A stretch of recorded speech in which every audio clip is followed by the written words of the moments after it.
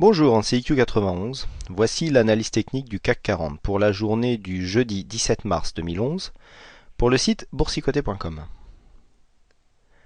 Aujourd'hui, petite séance de répit, nous avons arrêté la panique. On est venu un peu se stabiliser, on arrête de marquer des plus bas de plus en plus bas. Nous allons voir ça tout de suite puisque nous avons ouvert en hausse à 3728,64. Nous avons marqué un plus bas à 3708,13, un plus haut à 3796,62 pour terminer en clôture à 3786,21. Nous gagnons 2,43% sur cette séance, presque 90 points gagnés par rapport au cours de clôture d'hier. C'est donc une séance de hausse. D'un point de vue chartiste, on n'a pas réussi à marquer un plus haut que le précédent. Si on se rapproche, on peut le constater. Voilà, on vient ici se servir de ce support comme résistance. Alors c'est assez mauvais signe pour ceux qui cherchent un point de retournement.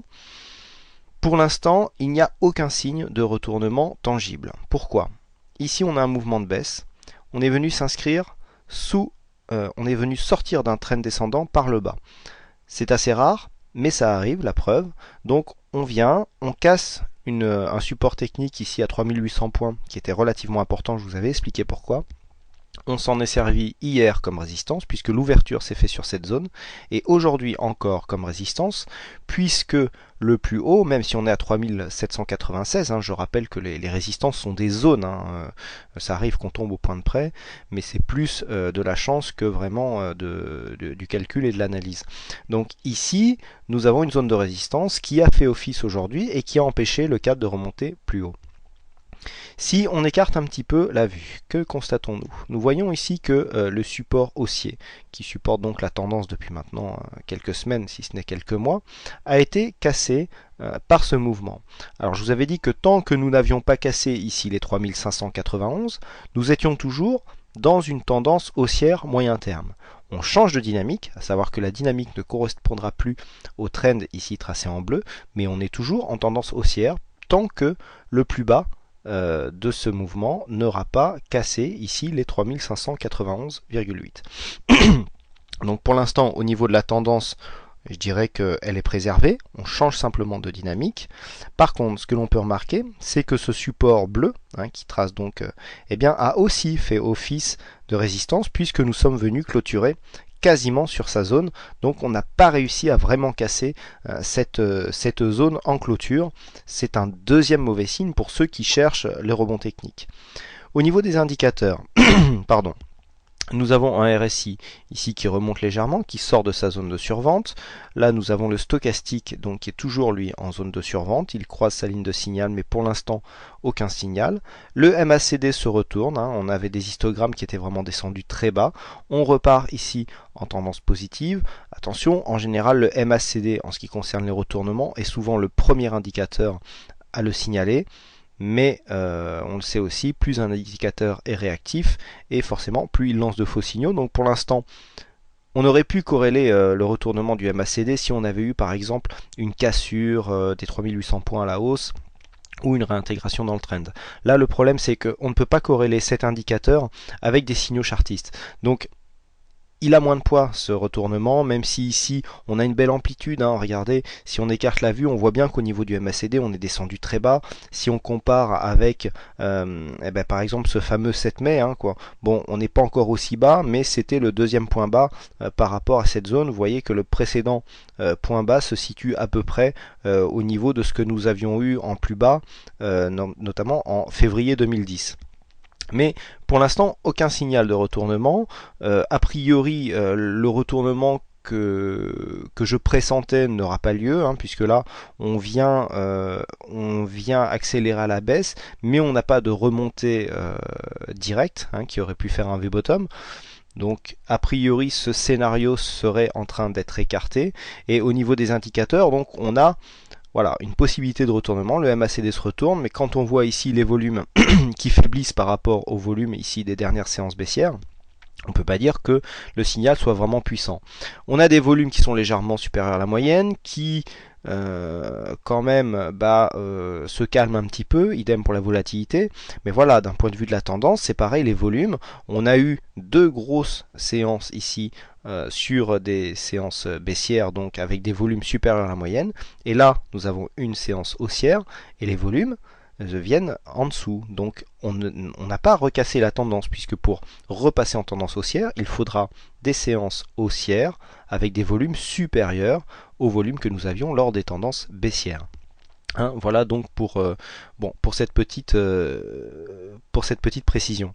Donc là, ben voilà, on est venu se mettre en résistance au niveau de cette zone ici que je vous indiquais déjà hein, quand on avait commencé à attaquer la cassure, comme un point clé, hein, puisque nous avions ici ce support haussier, et là nous avions la résistance, enfin le support à l'époque, donc à 3800 points, et puis une zone de retracement qui correspondait à un ancien plus bas, à 3790. Donc une zone dense en point clé technique, et que l'on n'a pas réussi, que l'on a facilement cassé à la baisse, mais qu'on n'arrive plus à recasser à la hausse. Donc il faudra casser ici cette zone technique avant de pouvoir penser à réintégrer le trend. Bon, trend a priori qui sera invalidé hein, puisqu'il y a eu trop de cassures à la baisse. Donc on peut tout de suite supprimer voilà ce support baissier. Voilà. Pour l'instant, la tendance baissière ici, elle est symbolisée par le plus haut de ces trois bougies, hein, qui nous donne cette ligne de tendance qui est tout de même assez dynamique. Et donc, pour l'instant, on peut attendre un retour ici dans une zone de neutralité. Maintenant, je dirais, ici, vous voyez, on peut tracer un Fibonacci hein, pour mesurer aussi. Ça se fait aussi dans ce sens-là. Donc, personnellement, je prends toujours la tendance directe. Alors, si on trace sur la tendance directe, voilà.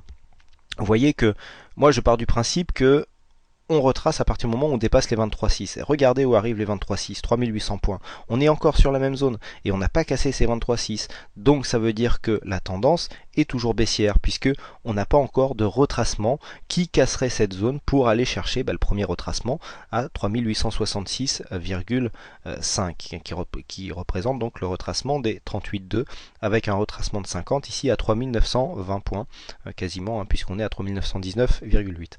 Donc voilà, il faudrait vraiment essayer de casser cette fameuse résistance des 3800 points pour essayer de retrouver un semblant de mouvement, je dirais, correct.